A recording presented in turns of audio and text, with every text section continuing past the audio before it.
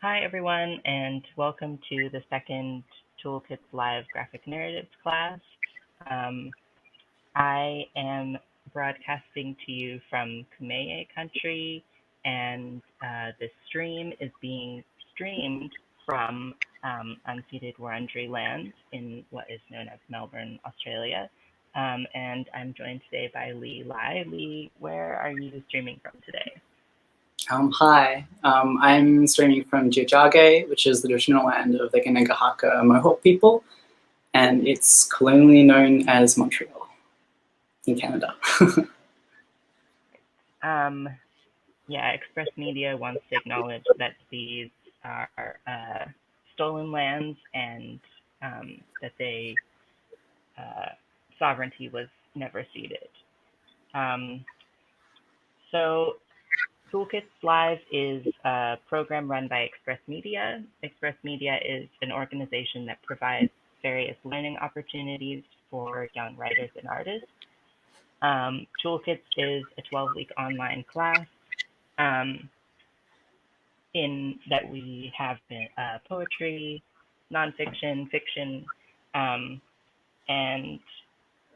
Toolkits Live is a version of Toolkits where we bring in guest artists to talk about their specialties. So the artist that's with me today is Lee Lai. Lee is a comics artist from Narm originally, and she writes and paints comics in short and long form fiction and has been featured in The New Yorker, The Lifted Brow, Room Magazine, and Meanjin Journal. And her first graphic novel, Stone Fruit, is due to be released by Fantagraphics next year and has been translated into 4 languages. That's very impressive. My name's Mira Schlossberg, and I'm the facilitator of Graphic Narratives Toolkits, and I'm also a comics artist and writer. And Express Media also wants to acknowledge that Toolkits Live is made possible by the Copyright Agency. So, welcome, Lee. Thank you for joining us today. I wanted to ask you first to just start off by talking a little bit about your work and the kinds of things that you write. Well, I make comics. I guess they fall under people like to call them graphic novels. There's endless conversations about whether people prefer the term comics or graphic novels. I like comics. I guess you could call them alternative comics. A lot of real life or semi-real, realistic, intimate stories. Not a lot of action or superheroes. What else? I think often my work has been called about queer people and about people of color, which I find funny because it's just mostly me writing about what's familiar to me. But I understand why these descriptors are important too. I've been making comics pretty much since I graduated art school, where I made no comics at all, which was in 2013. So I guess it's been 7 years now. And I started exclusively making comics about 3 or 4 years ago. Yeah. Awesome. And what particularly do you think is special about comics as a storytelling medium? Why did you get into comics in the first place? Oh, so many things. I love meeting other cartoonists because I feel like I can usually count on us getting along in certain ways, because everyone I've met ends up being very intentional and highly sensitive and kind of neurotic and very devotional. Like most cartoonists that I meet tend to be pretty hardcore in one way or another. And I think similarly, I've met a lot of animators who are also very hardcore in similar ways and kind of often pretty introverted. And I think maybe the similarity between the two in terms of animation and comics is that both are extremely labor intensive. And something about that labor intensity I think creates kind of potent stories or encounters when you're consuming that media. It's like, it's kind of quiet and still and potent, maybe similar to poems as well. I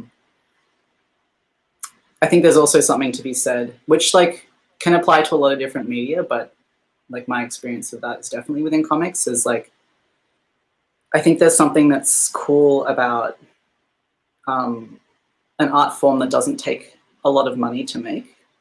And so the things that end up being in the world, like the entry bar and the access bar is a little lower than it is in something like film. Like there is amazing independent films coming out, but just there's so much teamwork and funding involved in a medium like film that I think it does end up restricting and diluting the kinds of stories that can come out. Whereas with comics, you just need pen and paper or whatever media you want. And so I guess, to use a word that I hate, the diversity of the stories that are coming out is really rich, and the ability for the stories coming out to be very weird and strange and kind of irreverent and not in bed as deeply with capitalism as some other art forms, you know? Yeah. It's something, it feels like peering into someone's room in a certain kind of way, which I like. Yeah. I really liked what you said about comics being similar to poetry in its potency. Nice. I think there's also something cool about like there being a lot of different ways in which you can create restrictions for yourself with the medium. Like, I guess with film, for example, you can't often get away with drawing the inside voice of a character.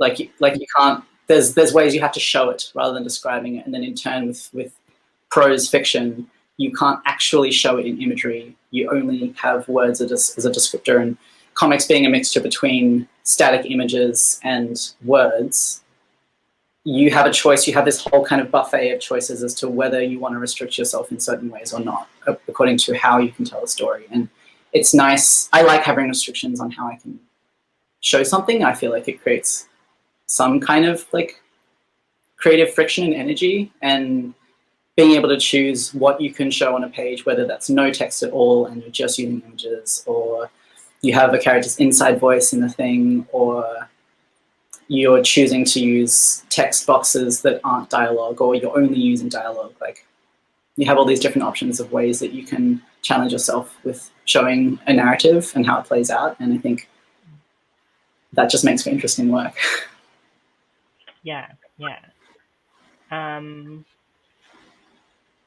So how do you approach the page when you sit down to write or draw? In the last 2 years, I've begun, or maybe more than that, I've begun scripting a lot more, which I've resisted because, like I think a lot of cartoonists that I've met, I don't like writing as much as I like drawing. And the drawing is the reward. And I guess recently I've found that writing is actually a huge pleasure, and that I'm not good at it, which has like become an exciting challenge. And so taking more time to write before I even get near a page has been really important.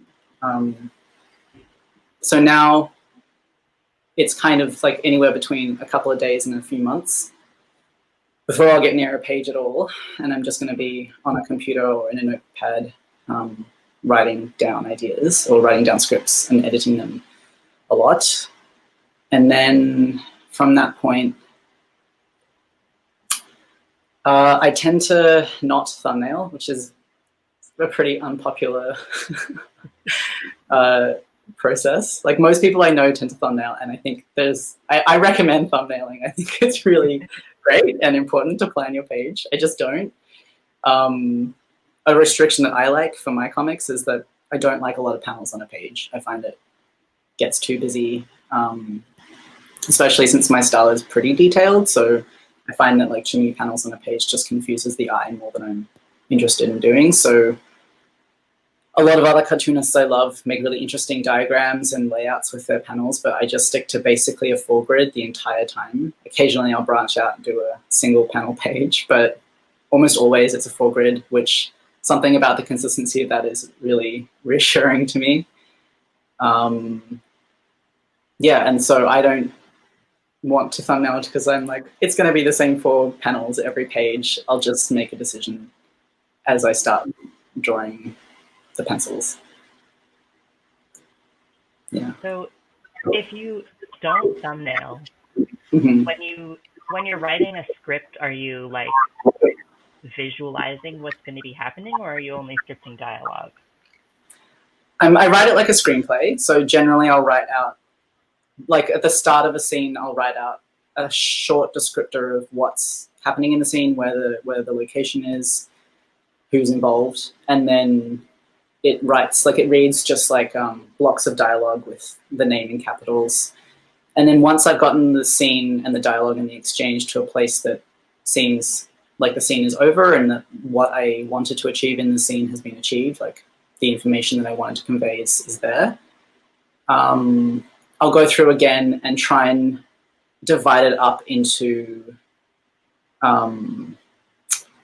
beats, I guess, and what counts as a good moment for each individual panel, whether there needs to be a rest panel where nothing is said, or whether there needs to be an action panel where nothing is said, or like just logistically how many characters in terms of like letters can I fit onto a page? Because if a character is saying too much on a page, it just looks really crap and no one wants to read that. A mentor of mine who's a very good cartoonist described it as she wants to see characters acting on a page. So if you think about like just what is a good potent, what's a good potent line and how much space does that deserve?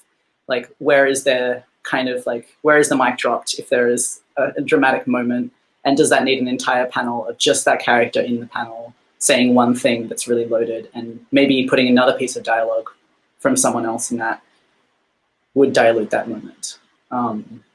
So like, or maybe I want like a really good banter between the two characters and it's a lot of short quippy moments, and so I'll decide to squeeze as many of those into the one page as possible, because then you have that really lovely play of like speech bubbles layering down on each other with like the little tails coming off, and you know the two characters relating to each other in that way.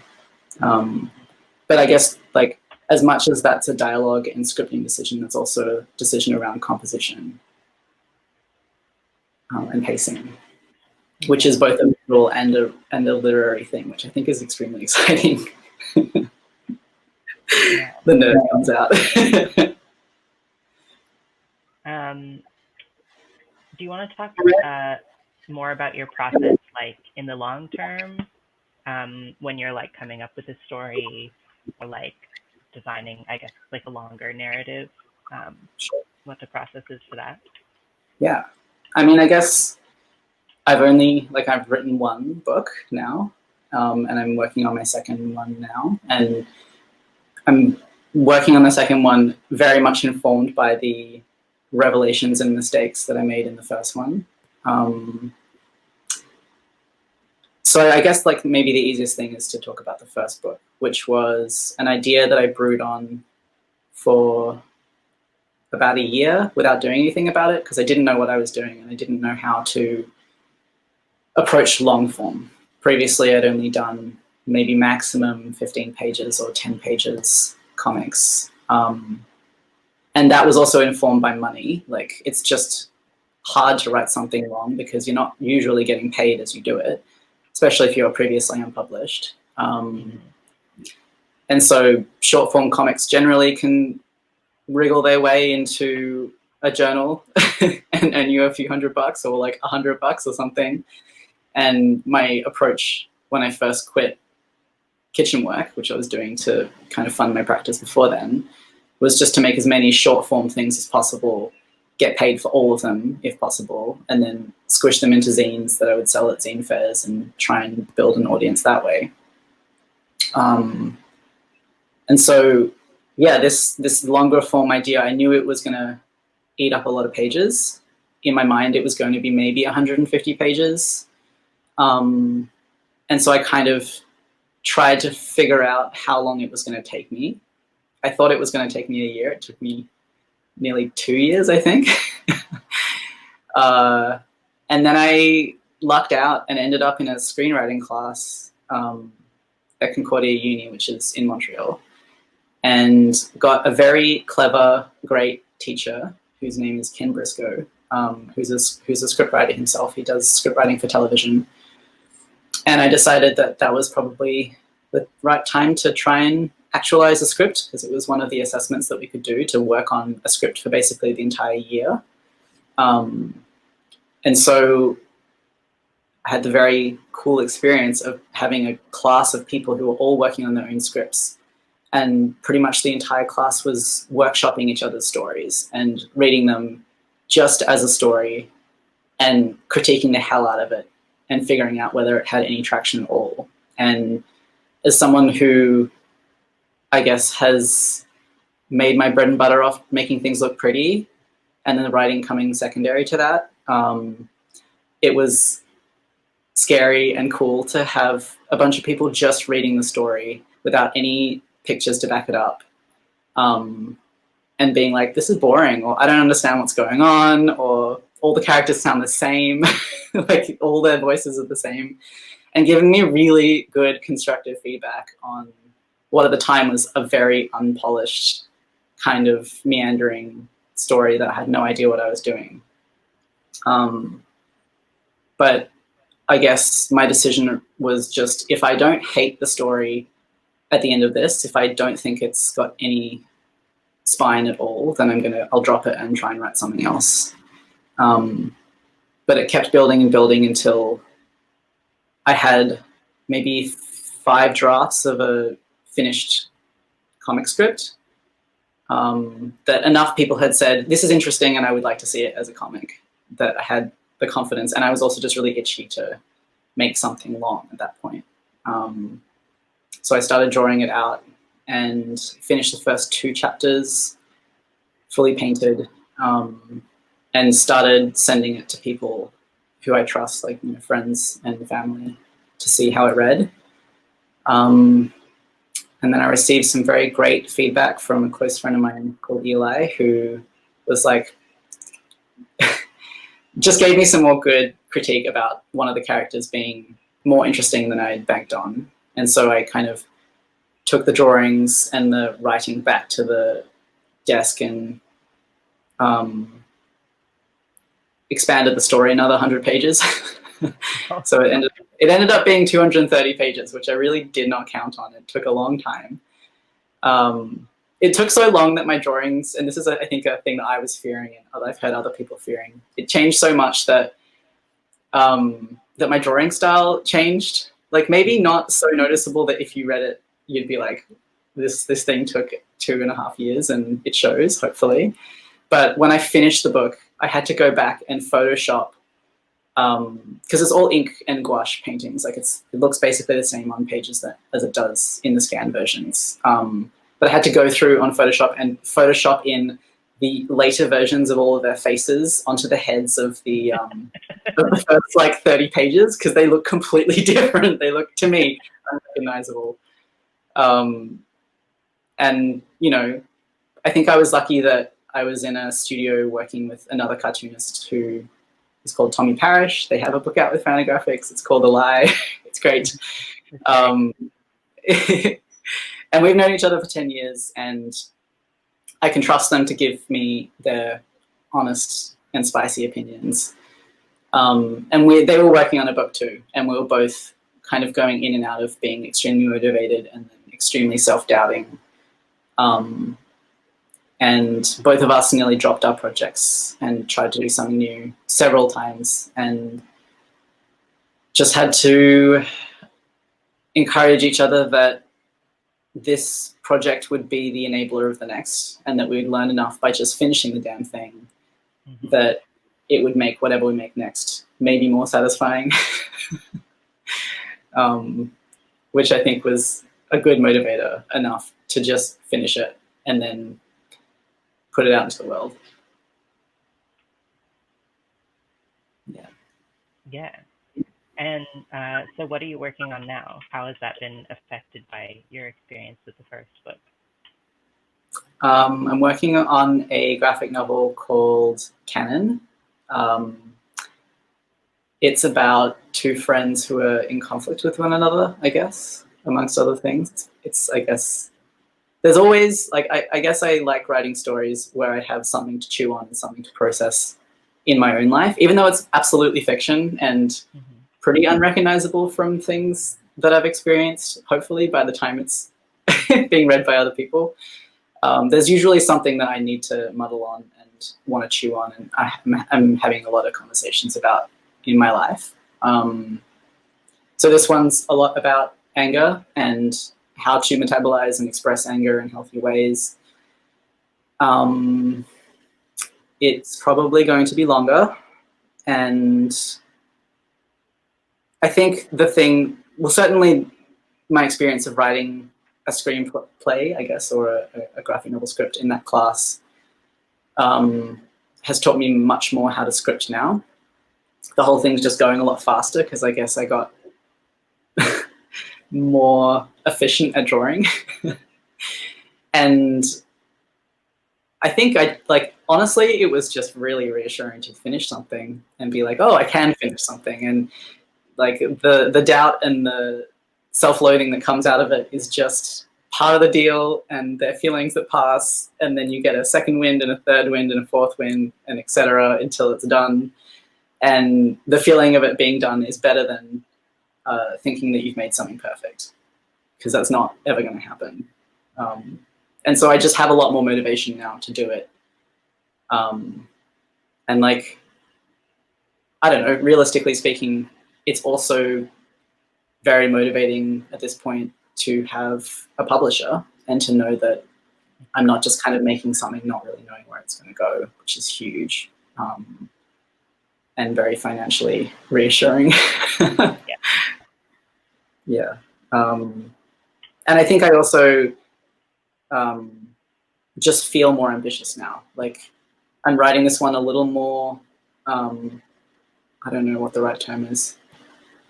I haven't finished the entire script. Like, I'm happy enough to know that I've like broken it into acts and then scenes within that, and vaguely know where I want it to end. That it takes so long to pencil things for me. Like, that's the most laborious part. That I feel comfy enough trying to brew on the second part of the story while I've scripted the first part. So I scripted the whole first part, I'm penciling it out, and in the long-ass months that it takes to pencil out those 80 pages, I guess, I can slowly percolate on the next bit and know that I'm going to be rewriting the whole time. And also that I will throw out pages that I've fully finished, and that's just going to happen no matter how hard I try to be economic with my time. Yeah. And that if I fuck it up, I'm letting enough people read it as it's being written that they will tell me if it's garbage, and and I can just go back and rewrite bits if I need to, or add bits in. Yeah. Yeah. Basically, learning to not be too precious. Yeah. I liked what you said before about having a finished product being better than having a perfect product, because I feel like that's like what a lot of comics artists, and like any sort of artist or writer in general, struggles with. But especially in comics, because it's such a time commitment, you really want it to be perfect and have like a huge fear of messing it up. But the fact is that like it's never going to be perfect, and just doing it is very rewarding. Yeah, and you'll learn a lot from doing it, for sure. Yeah. I'm interested in what draws you to fiction specifically. Do you want to talk about that? Yeah, sure. I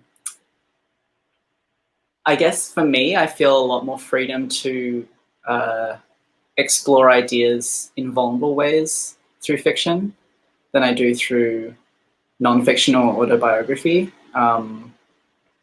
I find autobiography or memoir or anything like that, or drawing from my own experiences and then translating them literally into work that I share publicly, just excruciating. I feel super fucking cagey about it, and I find that I will end up lying in some way or another, and so I may as well make it a creative lie than, you know, just a betrayal to the people in my life. I just don't find myself and as a subject to be satisfying enough for me. Even though there's stuff in my life that I absolutely want to talk about and want to share. There's this bit in the intro. Have you read the book Stone Butch Blues by Leslie Feinberg? No, It's like I really I haven't read it yet. It's brutal. Like, brace yourself. It's a very heartbreaking and violent read. But there's a bit in one of the intros of one of the versions. I don't know if it's in the one that I have, but it talks about how a lot of people assumed that they were writing autobiography, and they were like pretty adamant that it's fiction, even though it's absolutely relevant to their life, even though it's absolutely in a lot of ways their experience. They talk about, I wish I could quote it, I wish I could remember it that well, but basically they talk about it being so real that it bleeds, and that they could never have been so honest and never have been so candid or detailed if they had been writing autobiography. I think there's something about fiction that allows me to be more emotionally vivid and more candid. And I like that with fiction, you get to choose what happens. It sounds pretty basic, but like, I like a good story. I like stories that are satisfying and that draw you in and that give you juicy bits and that like make drama of things that are really mundane. And even though that happens in real life, I find that when I'm in control of the pacing and the details and the who and the what and the where, that the whole thing just, to me, tells a better story.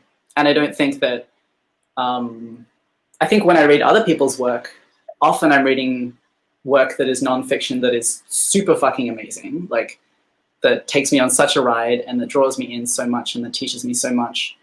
But I also read a lot of nonfiction, and this is for any art medium, that I think ends up like there's often a risk of it being overly precious and being only really important to the person who was creating it. And I don't trust myself to know how to find that line. Like, if I'm telling a story that's very important to me that I experienced, I can't tell if it's actually a good story or whether it's just something that's fascinating because I experienced it. I think like there's something about trying to boil it down to what I'm actually trying to say and then picking all the pieces I want to say it well, that weirdly ends up being more honest for me as someone who is kind of cagey than I could ever probably achieve if I was trying to stick to something that was honest, according to like the details of what actually happened. Yeah. Yeah. Plus I just cannot, like, I cannot tolerate the idea of people in my life reading it. If it was actually real. Like, I'm pretty honest with the people in my life. Like, I'm pretty open and candid, but the idea of that being not something I can share with my mouth, that just dissolves into the air and then most people forget about, like that's locked down in a physical form that's copied and distributed hundreds of times into the world, like, oh, absolute nightmare. Oh yeah. Yeah. Too earnest. So when you are writing fiction, how do you go about like creating characters to work with?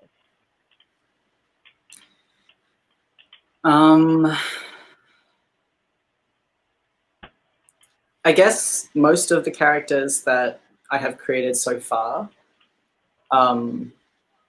end up being a funny kind of scrap heap of bits that I can relate to and bits that I've recognized in other people. Like in the book that I just finished, it's about a couple. And And I guess the main characters are Ray and Bron, who are this queer couple who are breaking up. And I wrote it off the end of 2 large breakups in my life over a period of, I think, 4 years. And breakups have always been fascinating to me. I'm a child of divorce, and I think they're really amazing and awful and transformative things to happen in someone's life. And so I wanted to write about one. And I think that both of those characters are something I can recognize and would relate to myself in one way or another. Like, not to be too narcissistic about it, but I think they're both kind of different fragments of myself. But then also mostly consensually borrowed pieces of people around me as well who have gone through similar experiences. And then occasionally just wanting things for the story that isn't my experience or isn't someone else's experience around me, and just like stretching a little bit further to truly just make it up, like not piecing it together and sewing it together from people around me, but genuinely just making it up. And at those times that requires more formal research, I guess, because I can feel it in my body that I'm out of my depths. Like, it feels like swimming in deep water where I'm like, whoa, okay, now I don't know what I'm doing anymore. And I have to be careful that I'm going to do these characters justice, especially for people who are reading it, who are closer to that experience. Like, Bron is from a conservative religious family, like Christian religious, and her family is super waspy, like super waspy white blonde people who live in the suburbs. And I don't know what that's like.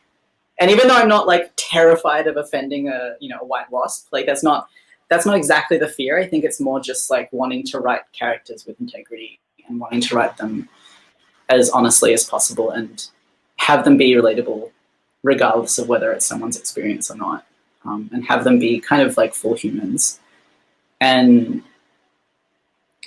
the best way of doing that so far has been to write little vignettes about the characters before I go on a large, long narrative arc. And so when I'm trying out characters, I'll generally write out some scenes where they're just having like a little back and forth.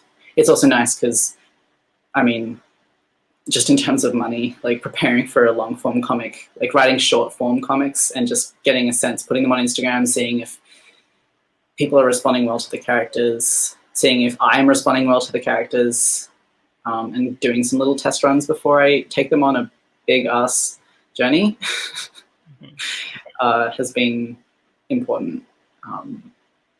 Yeah. Just testing them out, basically. Yeah. You talked before about how having control over the story appeals to you in fiction.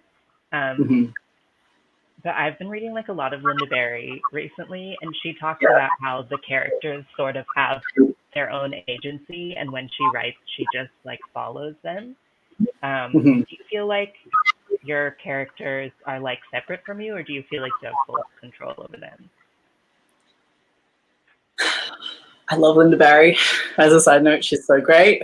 When the first TCAF that I ever went to, she was doing signings, and her line was like 3 hours long. Like, she went so over schedule because she wanted to have a big chat with like every single person that she met, and they all got a hug and a doodle and like a life story exchange. It was very cool. I didn't go in the line because I was too shy. But yeah, I've heard a lot of people talk about what she talks about in terms of the characters kind of running away and being their own thing. I don't think that's true for me, but I also don't think I have enough experience of writing different characters and varied characters. I think with this current book, the 2 characters who are these millennial-aged gay Chinese girls who are like dealing with a lot of resentment between each other, like with each other. They are starting to run away from me a little more, but I think that's also because my relationship to resentment has changed in the time in which I started writing the story and how it's writing now. And so I find that what I want to explore and achieve between them in their relationship is subtly changing according to how I just understand conflict and conflict resolution and resentment and communication, and trust. And I think it's cool having a medium that does take so damn long, because and giving it room for the writing to change, because I think that also happened with the last book, where what I wanted to achieve when I started the story was very different to what I wanted to achieve by the end of it. And I don't think they even stayed broken up in the at the end of the first version of the draft. I think they ended up, there was a rupture, and then they kind of found their way back together at the end. I'm totally spoiling the book, but I don't think that's I don't think it matters. I don't think that's the point of the story. But I like my relationship to an understanding of breakups and why they happen and what they serve for the characters in the story changed as I got to know the characters better. And as I got to know them better, I was like, oh, they need to, like, this is a much happier ending if they stay broken up. And like, how do I write that? One thing I like, yeah, I think the characters don't run away with me, but I think what I want from the characters grows and changes, and therefore what happens to the characters will change as the ideas that I'm playing with develop and mature as I'm writing them. Because I think writing long form does become this kind of deep research into certain themes and ideas, and that deep research will reveal things that you just didn't know before, which is so cool. I think they do start running away from me in their dialogue. Like, as I get to know them better, their voices become stronger. And it's like, it's such a cliche, but they end up starting to write themselves a little bit in terms of the back and forth between them. And that's very exciting to realize that I know them so well that suddenly thinking about what they're going to say stops being a thing. They just kind of are having a chat in my brain, and I can write it down. And it looks pretty strange, probably, because I'm usually holed up in some corner speaking out loud and like muttering out bits of dialogue and like putting on voices and stuff. And that process is really enjoyable. That's like definitely something that gets more and more fluid the further down the track of the scripting that I go. Yeah.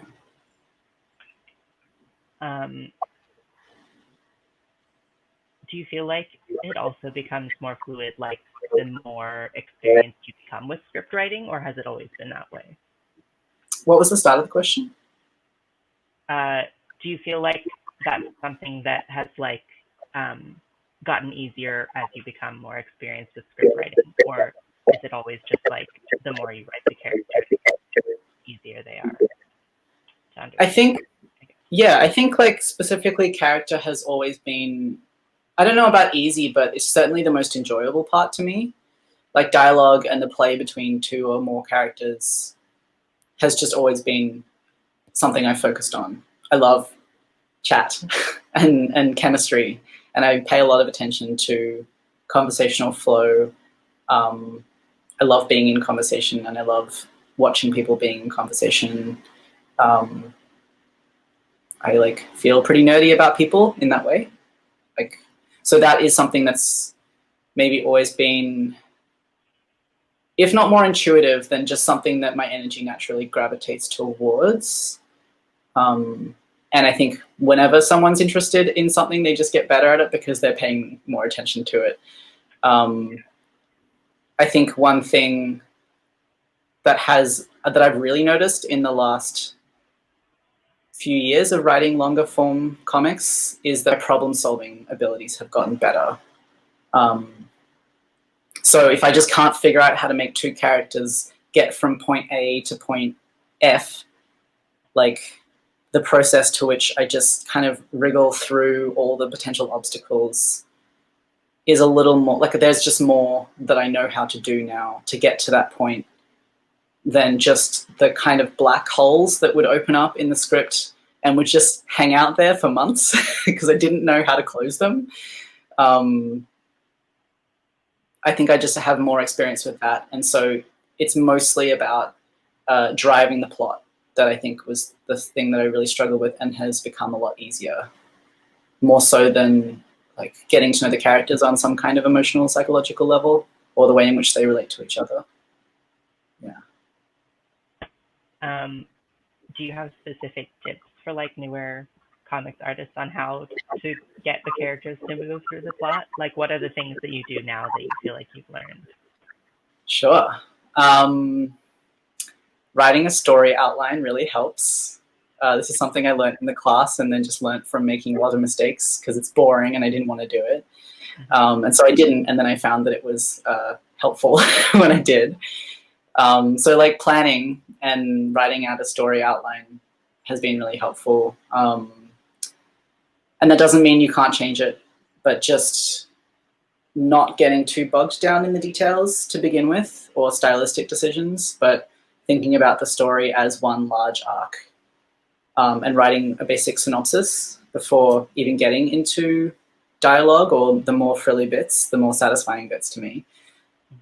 And then writing out beats. So for each scene, or let's say just each chapter, if you even what I want to happen in that time, trying to put it into some, whether that's a Word document or a piece of wall that you have in your house or a notebook or something like that, trying to figure out why things are placed where they are, whether you want a straight narrative that goes from beginning, middle, and end, or one that jumps back and forth in time, figuring out why you're making those decisions. I think like generally questioning myself and whether I'm just explaining to myself or explaining to a friend who wants to indulge me in like shop talk, why I'm making the decisions I'm making and what I hope to achieve with that has been really helpful. Because I think too often I'll have this precious idea that is kind of glowing in my hands and I like want to run off into a cave and just polish it until it's good. But in that process, I forget what it's about and what I'm doing with it, until it just loses all its shininess and I'm just like, what is this rock in my hand? This total dead weight. Like, knowing why I'm making the decisions that I'm making helps me hustle towards them in terms of storytelling. And so when I'm writing a scene that ends up being really complicated and I'm figuring out all these problem-solving bits around dialogue and interplay between two characters, I kind of know why I'm nutting through those finer points, because I want to get to this resolution point where this character realizes something about themselves, or realizes something about somebody else, or hits this point of conflict that's really juicy and really satisfying to write out. And like seeing every scene or every moment as somehow driving towards that. Like I want a sense of current, like pulling through the story so that there's a motivation beyond the pictures looking nice to turn the page. It doesn't have to be super suspenseful, like it doesn't have to be a gun to a head or something like that, but I do want there to be, I don't know, I want the reader to feel like they're learning something or experiencing something or being taken on some kind of a ride, even if it's a really quiet one. And the planning stage has been enormous for that, and it does give me more faith in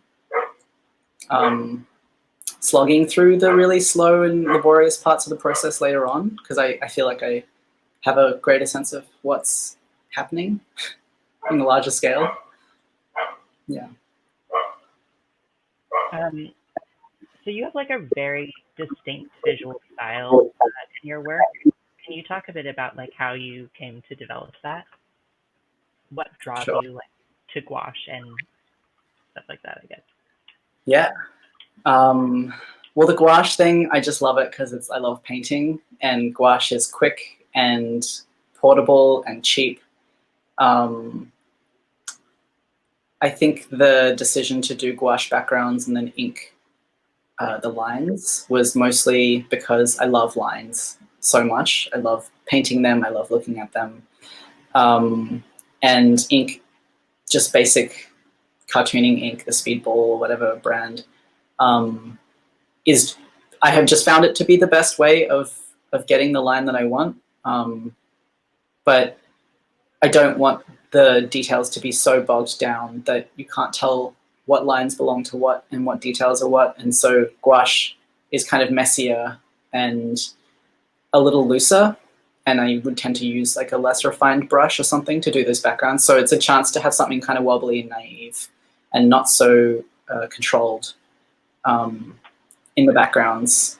And I think I got that idea from looking at animations, like anime and different kind of cartoons where the backgrounds are done in watercolor and then the moving figure sits on top of that and is like it's on its own transparent cell and is usually in some kind of crisper line. And so you can really distinguish the figure from the background. And I started originally, like a few years ago, I was doing that by literally creating different layers. Like I do all my backgrounds on a piece of printer paper, scan them in, and then do all my figures on a separate layer, and then put them in together on Photoshop until I got, it took too long. And like, it was too much staring at a light box, and just, I got more confident in just combining those two layers on the same page. But in terms of just drawing style, like, I think every cartoonist I know has, because I listen to a lot of podcasts about cartoonists talking about their work, and this question comes up a lot of like, how did you create a style that's distinctive? And I think I was asking that question. I'm always asking that question, but I was asking that question a lot more when I started out. And I can only just echo the answer that every other cartoonist gives, which is that you just have to draw a lot, like, and trust that you have your own ideas in your head around what makes a good drawing, and trust that those standards are what's important. That creates a style. Like your preferences around what kind of line, what kind of texture, what kind of weight, what kind of composition choices, just like lean into those preferences and explore them and experiment, but just draw a lot. Like, I feel like I don't dislike my style, but I'm not enamored by it. It just happened because that's what my hands can do. It kind of reminds me of people agonizing over the way they look. And I'm like, you can try within reason, you can cut your hair or like change your clothes or whatever, but you're like, people just look the way they look. And I think you just have to lean into it and like work it and make it work for you. And like, I think everyone has a different set of abilities, and that's what makes comics really exciting and diverse as well. It's just like everyone brings different skill sets to the table. And the more someone does it, the more concentrated and interesting and distinctive it's just going to become. There was a lot of artists that I really lusted after their styles and like fixated on and spent hours poring over their books, trying to figure out how they created this texture or that line or that shadow or whatever. And I can't draw anything like them. But I try, and copying them and fixating on them has improved my work. But I don't want to put all my energy into trying to emulate eventually. I think it was an important process in learning how to draw. And will continue being an important part of learning how to draw, which I think I'm going to be doing for the rest of my life. But at this point, the style for me just enables the writing. It's just a way to get the story to be visible and consumable in the ways that I want it to. And so what was important 4 years ago in terms of making work look pretty is less important now. I think just like learning how to draw consistent faces and vivid expressions on that face that look how I want them to look is more important than it was 5 years ago or 4 years ago. Yeah. You had a couple exercises that you wanted to suggest to people. Do you want to go through those now? Because we have about 10 minutes left. Sure. I'm gonna bring it up. Okay, so the exercises that you can still see me on the screen, right? Just because I scrolled away. Great. Okay, so the two exercises that I created, I guess they're like the comics version of the exercises that I was looking at in the screenwriting class that we did in just writing form, but I think they're more fun with images and with cartooning. So the first one is character vignettes, which is write out a small exchange between two characters. Is there a tension created? What do we know about these characters after we read this encounter? What can we imagine for these characters in the future? And I wrote out some questions to consider in terms of creating this scene. Do these characters know each other prior to this vignette? If so, how do we show this and how can we leave clues to the nature of their relationship? If not, how might that affect what is exchanged between them and how can we illustrate that newness to the reader? Body language, how are these two characters' bodies positioned with one another? What does this tell us? How can we use the breaks between panels to create flow? Which dialogue exchanges belong together and which ones require a new panel? So I guess that last bit is kind of what I was talking about earlier in terms of making decisions around how you want those characters to act and how the panels will support that or not. Like maybe the whole thing is one static experience and it all exists in one vignette. Maybe that's a single image on a page with two people sitting close together on a couch and everything they're saying is existing in one giant speech bubble. I don't know, like when someone's just drawing you into a story and they just monologue the entire time and it takes up all the space in the room in a really satisfying way. Mm-hmm. Or maybe it is little broken up things. Maybe it's a fight and that really you want, like, I feel like with a fight you really want dramatic pacing and the panels in that situation would really, really support the kinds of hurtful shit that can be said. Like, you know, like if something particularly spiteful is said, maybe that deserves its own panel. So that's one exercise. I think a lot of that is kind of revolving around these ideas of intentional decisions in cartooning. Like if you are going to create two characters relating to each other, what's everything that you can know about those two characters and what's important to communicate to the person who's reading it in terms of why is their hair the way it is? What's that going to tell you about them? What's their facial expressions? Where are they looking at the other character or are they evading eye contact? What does that tell you? Because truly comics take a long time and we don't want to use 500 pages when we can use 200 pages maybe. And being able to condense as much information as possible into each panel and each page can be really exciting and potent. And just learning how to understand, I think for me, learning how to understand and put to words why I'm making the decisions I'm making allows me to achieve more in my work and make more of the decisions that I want to be making. And get more close, I think, to having the way that my comics are read be very close to how I wanted them to be read, which is always a really exciting moment, I think. Yeah.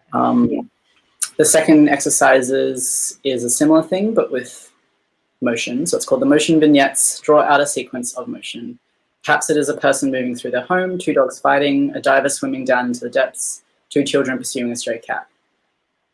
Try to pick a sequence that spans a page or two. How can the layout of the panels on the page, or lack of panels, relate to or show the motion that's going on within the panels?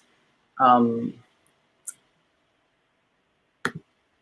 think this is a cool one in terms of people who are probably more adventurous than me and are interested in making cool design choices in the ways that they do their paneling on a page. I think a classic example would be Chris Ware's work and the way he does panels on a page that's also a house. Like the whole page ends up being kind of a dissected doll's house style diagram of a house. And then each panel is a different room or a different aspect of the house. And then you can see people moving through the panels as if they're on the page. And that's thinking also about the way a reader's eye will travel across the page and whether you want that to be a classic up and down, left to right, or whether you want that to be circular and what that achieves too. The example that I put in the readings was David Mazzucchelli's Asteria's Polyp. which also does a similar thing of showing these larger images on a singular page and then breaking up the page into different panels. So there might be a large room, and then each piece of the room is a different piece of panel, and then there's characters going on and interacting in different pieces of each part of the page. And then what that does also is kind of box in these specific moments and make you pay a lot of extra attention to certain moments. Like maybe one panel is just two people talking and there's no dialogue. And then in another piece of the panel in a crowded room, there's two people talking and there's a lot of dialogue happening that you can actually read, and that kind of creates that vibe of, you know, a busy room with a lot of white noise and a lot of chit chat, and then something is said between two characters, and that's what you zone in on and that's what you focus in on. And that in itself creates a satisfying kind of drama, as well as being visually interesting. And then there's a really great Eleanor Davis book called Why Art?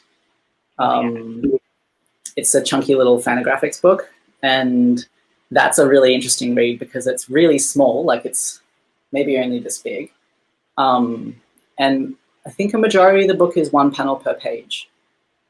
And in that situation, technically there's no panels, but maybe the panel itself is just the borders of the page. And so when you're reading it, it almost reads like a flip book. Like you're turning the pages so fast just to keep up with the story, and you can't see what's going to happen next. And so each image, you're restricted, your eye can't drift onto the next panel. It's really stuck on that one page. And it makes the whole thing really left to right in ways that really changes the pacing. And her work in that book is, I mean, her work is always very fluid, but it's drawn in ways that it's just like really stretching across the pages and really taking up that space. And there's these long shadows and these stretching limbs. And it's just like I read that book in maybe an hour standing up in a bookstore. And it was such a nice experience. And I would read it again many times if I get my hands on a copy. And that really helped. Like in that situation, the way that motion ends up being a huge page turning motivation, as well as a storytelling device, is really, really exciting. Yeah, I think there's lots of ways to create pause and stillness with panels and with page layouts, or create like a lot of momentum. I think like the momentum piece is probably more well shown in superhero comics and things like that. Like, you know, a character travels through 3 pages and then smashes into a wall that's on the 4th panel, and things like that have been like pretty well trodden, and there's lots of resources for that. But I think also there's a lot of really cool examples and a lot of alternative comics of how stillness is shown and achieved through maybe like one page has a 16 grid of like a whole bunch of different motion going on, like this person struggling through all this traffic and all these crowds of people, and like finally going up all these winding stairs, and then finally arrives home to this quiet house. And then the quiet house is just a single panel of its own that's much larger, and the person's just standing in this room by themselves. And like that would be completely different if that quiet room was one of the 16 grid and was this tiny little thing on its own, as opposed to just like yawning out into this one page and taking up a lot of space. Like decisions around size and page breaks and panels and composition and sequencing end up being so rewarding to read as well as to make. And so I think like even taking those exercises and looking at comics that already exist and trying to imagine and think about why the artists made the decisions that they made, and just maybe it was a mistake, but just humoring me and probably them too, to assume that it was intentional, that everything was done on purpose, ends up being a pretty rich experience of reading and also creating comics. Yeah. We're pretty much out of time now, but I wanted to ask if there's anything else you want to add before we finish up. Okay, I had this one really great conversation last night, and so I think it deserves a quick shout out now. I was talking with a dear friend who is currently starting to be a therapist. Like she's just gone into counseling and she's taking on her first clients, and I think she's going to be great and very good, but she's freaking out about it and wants to be very good now, you know, when she's just beginning. And we ended up having a really great conversation, and I talked about this filmmaker who's wonderful called Desiree Akhavan. She made the film Appropriate Behavior and also the web series called The Bisexual, which is very funny, very clever. And I learned from her artist talks a lot. And one thing she said as advice that she gives to emerging creatives, I think specifically emerging filmmakers, but I think it definitely applies to comics, is that the crucial skill set for her in being an emerging filmmaker herself was learning to tolerate her own mediocrity. And I think, like, in terms of getting shit done and sharing work and just generally being able to advance from one project to the next, learning to tolerate the ways in which I'm not good at the thing and not letting that be a reason to not make the thing has been huge. And to fully lean into just the joy of making and the joy of the process itself. And just that I'm a big nerd who wants to make things was more important to me, and has been really great for that to be more important to me than a thing being perfect or a thing being very good. Yeah. That's great advice. A great way to end. Thank you so much, Lee, for joining the stream today and for all your great thoughts about comics. Thank you. Yeah, I think time is definitely up, so I will close the broadcast now. Okay, thank you. Hi to everyone in the class. Good luck with the second part.